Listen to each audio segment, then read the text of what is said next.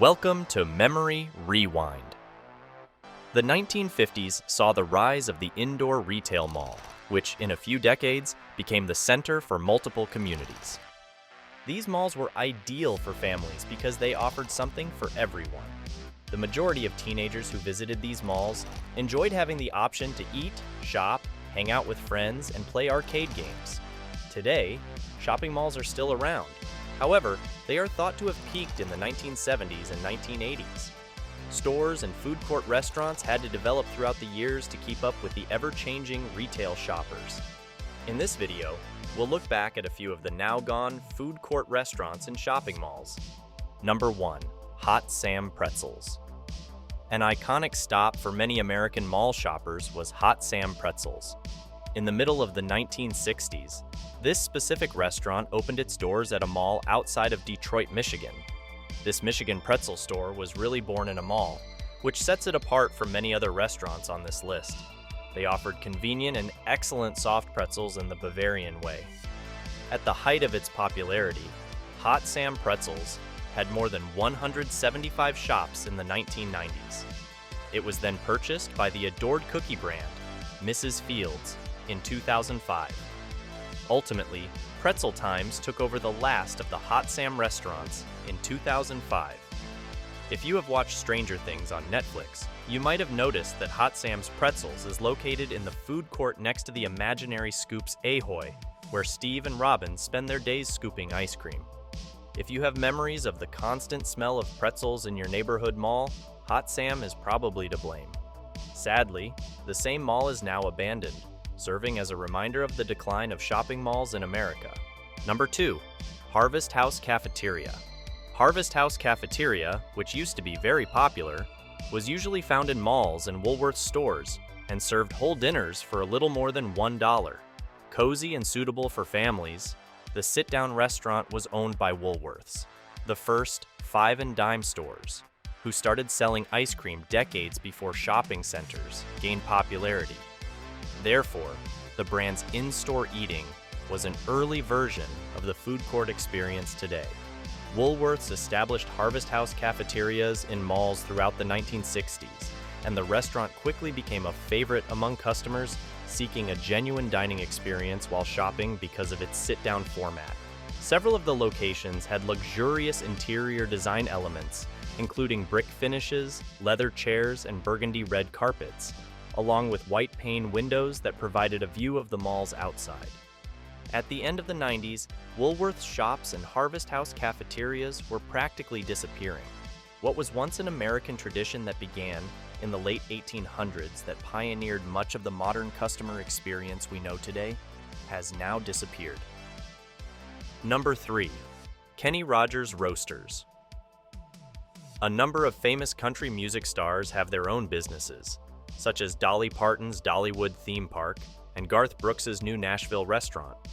However, only one of these stars founded a chicken franchise that was so successful that it was mentioned in an episode of Seinfeld. In 1991, Kenny Rogers Roasters opened as a fast food roasted chicken restaurant. By the mid to late 1990s, the chain had grown to an incredible 350 locations. The restaurant, which was founded by former Kentucky Fried Chicken CEO John Brown Jr. and country music star Kenny Rogers, was well known for its delicious roasted chicken and corn muffins baked with genuine corn. In just a few short years after its opening in Florida, the original Kenny Rogers Roasters location became a food court star, enjoying enormous early success. Nevertheless, the restaurant chain's prosperity was short-lived as they filed for Chapter 11 bankruptcy in 1998. The prominent hot dog chain Nathan's Famous Inc. eventually purchased the business, and after that, it was sold to an Asian franchisor with over 400 sites across 9 countries. The fast food restaurant is very popular, especially in Southeast Asia, where Kenny Rogers has sold millions of albums. Number 4. Caramel corn. Caramel corn began roughly 50 years after caramel corn was invented in the 1920s. They had more than 200 locations in the US by the 1980s. Nevertheless, the caramel corn shops started to close along with the malls. These days, the company uses its current Nebraska locations to offer gourmet popcorn online. Since the 1870s, people with sweet tooths have adored caramel corn. In the 1920s, around 50 years after caramel corn was initially created, caramel corn opened its first retail location in Wyoming. The brand started out well, selling its goods in downtown shops. The brand expanded even more during the mid-century retail mall boom. The retailer of caramel popcorn prioritized developing standalone stores as a result of the mall growth. By the 1980s, the American Mall had reached a peak in popularity, with over 200 facilities across the nation.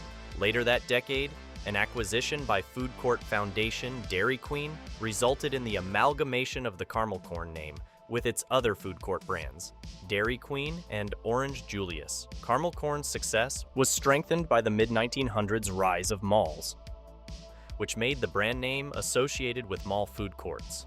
However, the collapse of caramel corn locations was partly a result of the fall of malls. Almost all caramel corn shops had closed by 2019, and the company now only offers gourmet popcorn online and in its remaining Nebraska locations. Number 5. Morrison's Cafeteria. Morrison's Cafeteria, a southeastern business well known for its cafeteria-style lunch and dinner offerings, used to be one of the best places to get Southern-style meals at shopping malls. The first Morrison's, which debuted in Mobile, Alabama in the 1920s, offered more than 70 menu items and a unique cafeteria-style eating experience. The company gained popularity quickly, and by the Great Depression, Morrison's cafeterias across the country were crowded with hundreds of thousands of customers. During a period when Morrison's was experiencing prosperity, more than 150 restaurant locations were open around the clock. Morrison's found itself with even hungrier customers when businesses started to appear in vast indoor malls instead of downtown locations. Morrison's was a family-friendly restaurant with many food choices that was perfect for large gatherings. They blended perfectly with the mall vibe. Morrison's locations decreased along with the number of malls. Today's mall visitors won't find a Morrison's in their neighborhood food court, but Ruby Tuesdays, a restaurant owned by the restaurant company, is still frequently found in shopping centers around the nation. Number 6. Orange Julius. Over a century ago, Orange Julius, a sweet treat that was once popular at malls all throughout the country, originated in Los Angeles, California. It all started with the creation of the orange juice, ice, and sugar cocktail. Due to its popularity, the orange juice stand expanded to include hamburgers. Before being acquired by International Industries Inc. in the 1960s, the firm had expanded to over 400 sites across American cities and suburbs through franchise sales. During the 1980s mall craze, Orange Julius Juice Shops, a Dairy Queen subsidiary, became a mainstay in shopping mall food courts. The closure of retail malls did not entirely eradicate the popular beverage place, but by 2018, all independent Orange Julius stores had vanished. These days, the sweet treat is available in Dairy Queen restaurants in several of the country's surviving malls. Being one of America's favorite sugary beverages for almost a century gives us hope that the Orange Julius, and perhaps even shopping malls, won't entirely vanish. Number 7. Britling Cafeterias. In the course of the 19th century, cafeteria-style restaurants were frequently seen in America.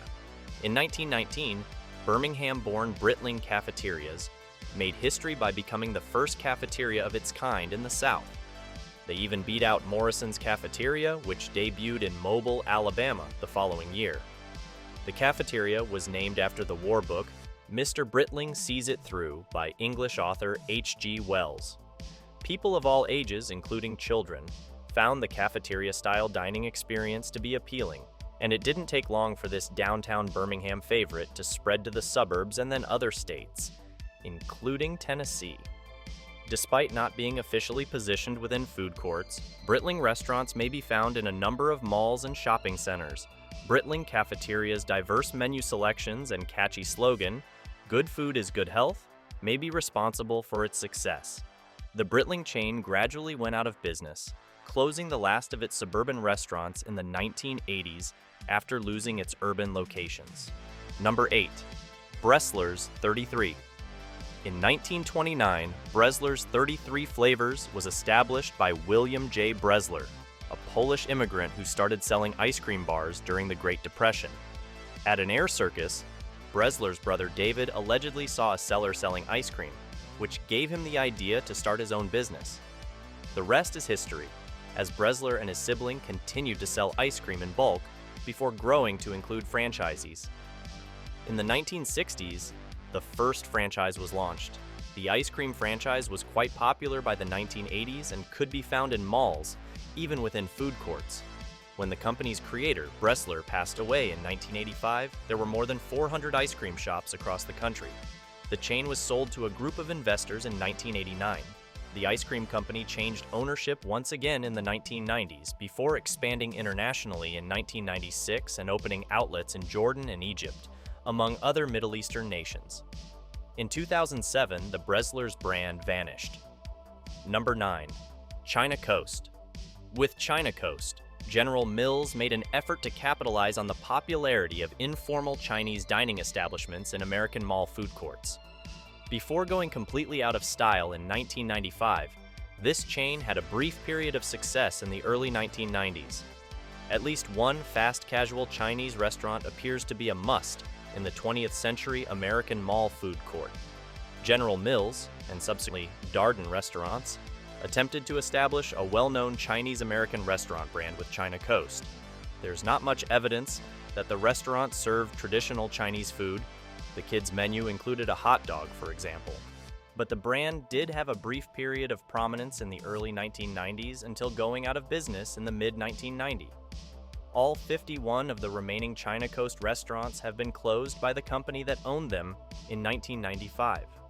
After failing to match the quality of food and service offered by other chains, the restaurant permanently went out of business.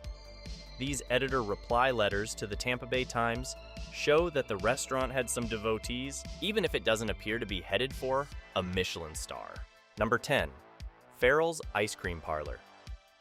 In 1995, the American ice cream and sandwich franchise Farrell's Ice Cream Parlor first appeared, with its headquarters in Portland, Oregon.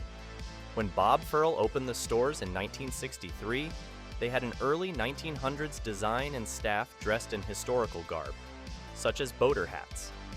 Every venue included a piano player. The business had grown to over 175 locations by 1975, with some of them located in malls. Marriott Corporation purchased the chain in 1972, but in the 1980s, it encountered declining sales and decided to sell it to private investors. By 1990, almost every Farrell's store had closed. In 2001, one of the last remaining original Farrell's locations, which was housed in Portland's Lloyd Center Mall, closed. Although Bob Farrell was brought in as an advisor to help with the company's relaunch, in 2008, the little chain ran into difficulties. With Bob Farrell's death in 2015, expectations for Farrell's spectacular comeback decreased.